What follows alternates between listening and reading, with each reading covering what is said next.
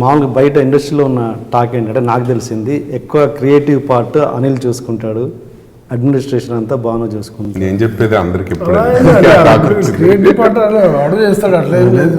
అటు తప్పించుకోవడానికి అంటే బడి నాకు చేస్తానని చెప్పి అలా తప్పించుకుంటాడేమో, కానీ అడుగు చేస్తాడు, అలా ఏం లేదు. కొంతమంది క్లయింట్లు అలా హ్యాండిల్ చేస్తాడు, వాడే చూసుకుంటాడు work.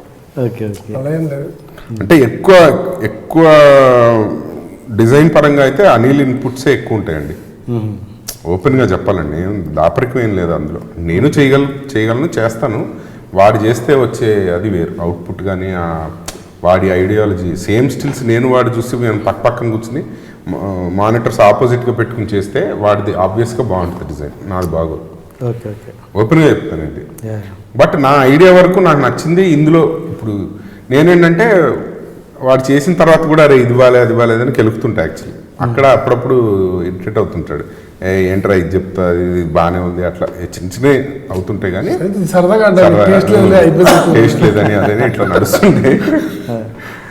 But creative side genius వాడు.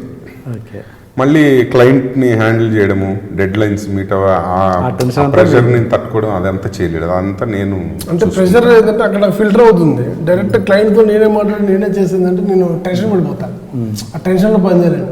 వాడి దగ్గరికి వచ్చరికి వీడు నాకు చెప్పడం వల్ల ఫిల్టర్ అవుతుంది ఆ టెన్షన్. సో దానివల్ల నాకు కొంచెం లేట్ అయినా వాడే చెప్పేసుకుంటాడు ఆన్సరబుల్. నేను ఆన్సరబుల్గా ఉండలేను. సో నేనేంటంటే మొమెంటం ఎక్కువ. నాకు సాయంత్రం కల్లా ఇచ్చేయంటే సరే ఇచ్చేస్తా అనేస్తా, ఆ టెన్షన్ పడిపోయి చేసేస్తూ ఉంటాను. సో ఈడైతే 2 రోజులు పడుతుందని చెప్పేస్తాడు. సో నేను చెప్పలేను అట్లా. Hi, you are watching iDream Media. Please subscribe for more videos.